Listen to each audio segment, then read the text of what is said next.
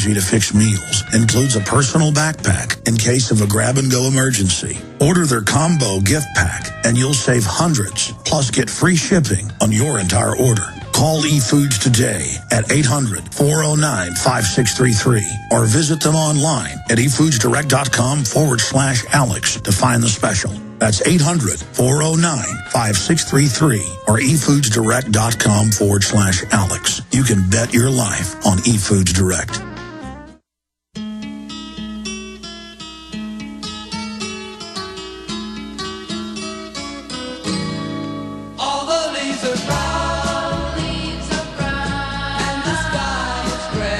And the sky is gray. I'm Alex Jones, your host. I'm only after the truth. I'm only after anthropology, sociology, archaeology, psychology. I study what it is to be human. I study history. I learn more and more by the day. And I realize the globalists understand how humans operate. They make their study of that. And they treat us like animals. They treat us like people in an artificial environment. In fact, I'm going to do a film review of The Island, movie that came out 5 or 6 years ago. So I was watching it on the treadmill jogging this morning.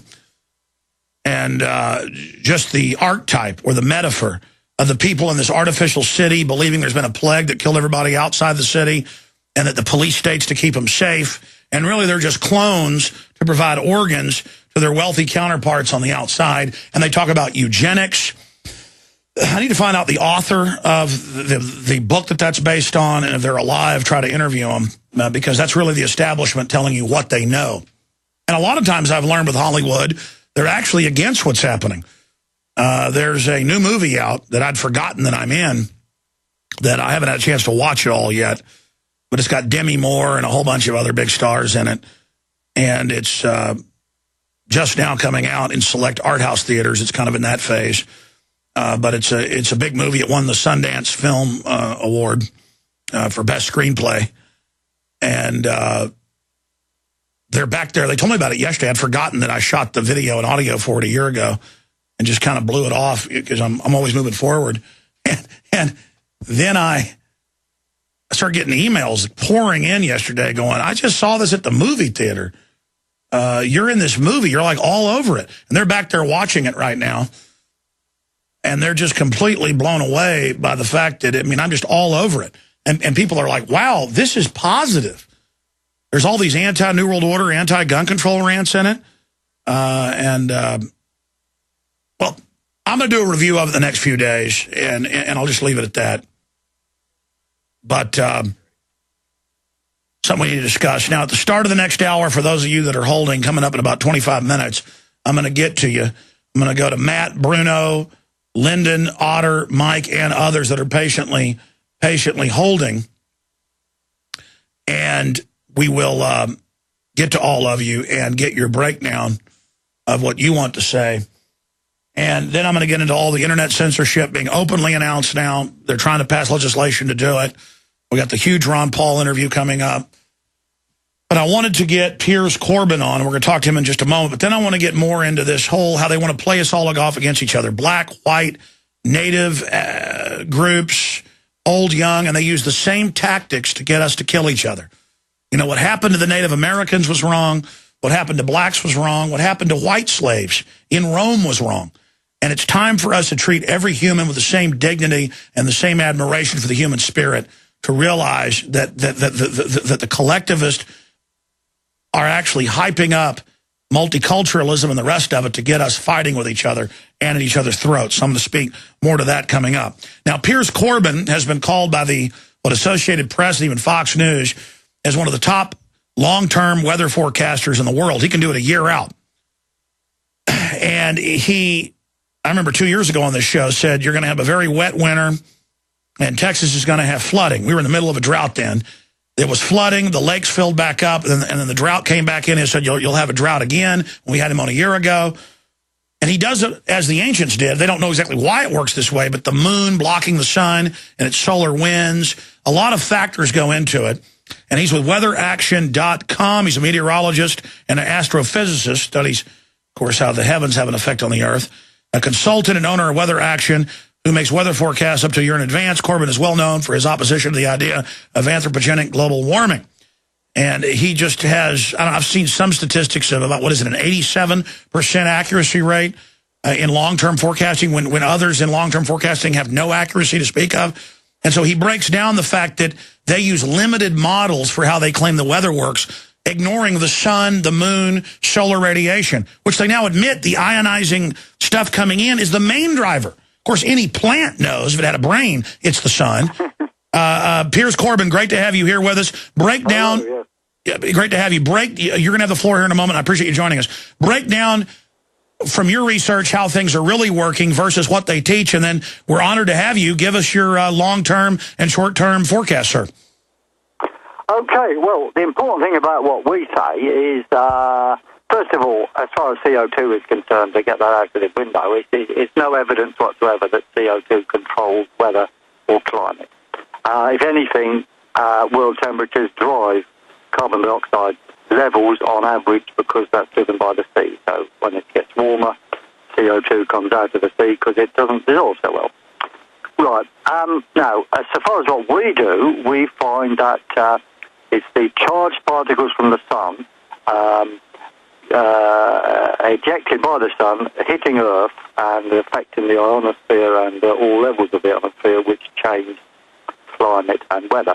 Now, these are modulated by magnetic connections, whether they're good or bad, which goes into magnetic cycles, and the stratospheric winds above the at upper levels of the atmosphere, and the moon, which interrupts the solar wind in various ways. So by understanding these processes in a kind of as best we can work out when in the past there'll be similar total forcing situations for the Earth's weather as there will be sometime in the future, and we can use that, weather in the past, to predict the future. Now, as you've said in previous longer interviews, the ancients in every culture, whether it was Mesoamerica or the Babylonians, they knew the sun and moon affected it. They certainly knew a lot of things. They did, yeah. Yeah, exactly. They didn't know why. They just knew that it had an effect. But I saw the UN at Copenhagen, as you know, 2 years ago, pass a resolution saying the sun does not affect our climate. That's like saying water doesn't affect fish, correct? Correct. Yes, well, it's crazy, isn't it? I mean, man can pass laws about what man does, but man cannot pass laws about nature. I mean, that is insanity. It's delusional nonsense. And, well, the CO2 warmists are a religious sect, really, and what we've seen in Durban is just the last gasp of a religious sect who are desperate to predict anything, claim everything that happens is theirs in order to protect their gravy train.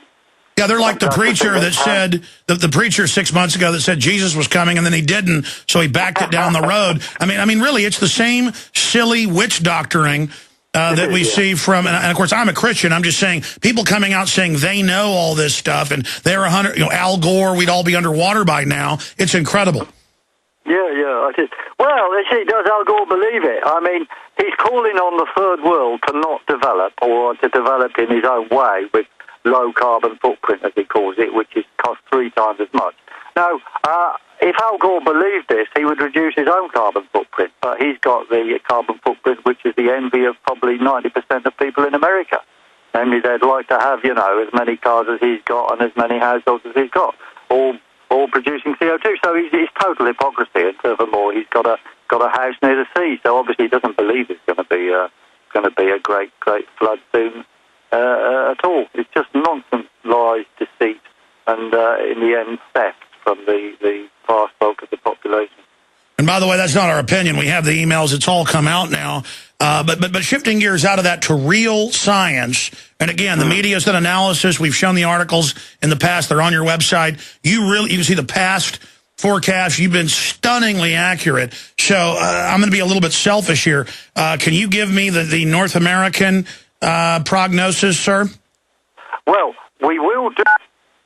Why is we had a number of statements we made back in October, which have been turning out right, actually, but for some parts of Europe, they're starting to be going wrong. So we've been revising those forecasts, and in a week or so, I'll be glad to come back and give you a much fuller one for the USA and South Canada.